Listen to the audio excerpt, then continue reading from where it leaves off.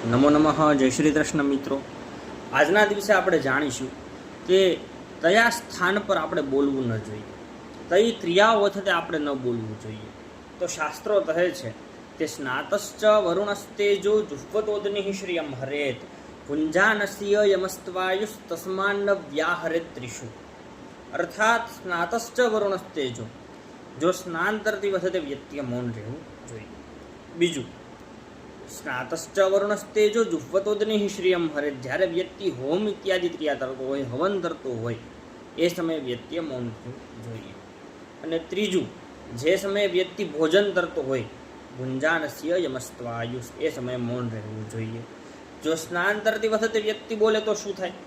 સ્નાતશ્ચ વરુણસ્તેજો, વરુણ જે છે તે વ્યક્તિનું તેજ હરણ કરી લે છે, તેજ હરી લે છે. બીજું, જુહ્વતોદનિ શ્રિયમ હરેત, જો હોમ તરતી વખતે વ્યક્તિ બોલે તો શું થાય? જો હોમ તરતી વખતે વ્યક્તિ બોલે તો અગ્નિનારાયણ તે તેની લક્ષ્મીનું હરણ કરી લે છે. બરોબર, જુહ્વતોદનિ શ્રિયમ હરેત. અને ભુંજાનસ્ય યમસ્ત્વાયુષ, જો જમતી વખતે વ્યક્તિ બોલે તો શું થાય? જો જમતી વખતે વ્યક્તિ બોલે તો યમ દ્વારા તેની આયુનું હરણ કરી લેવામાં આવે છે. તો સ્નાન કરતી વખતે શું બોલવું જોઈએ?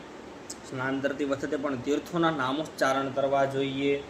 ગંગા, સિંધુ, સરસ્વતી ઇત્યાદિ નદીઓનું નામોચ્ચારણ કરવું જોઈએ.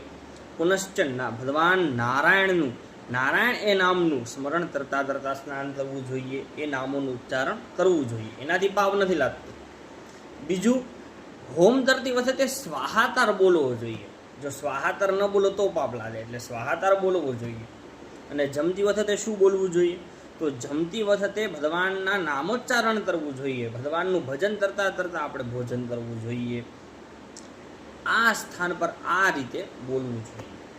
બીજી, લોત વ્યવહારની વાતો ન કરવી જોઈએ. જો લોત વ્યવહારની વાતો કરવામાં આવે, બીજું બધું બોલવામાં આવે તો આપણને દોષ લાગે છે. અસ્તુ. નમો નમઃ. જય શ્રી કૃષ્ણ.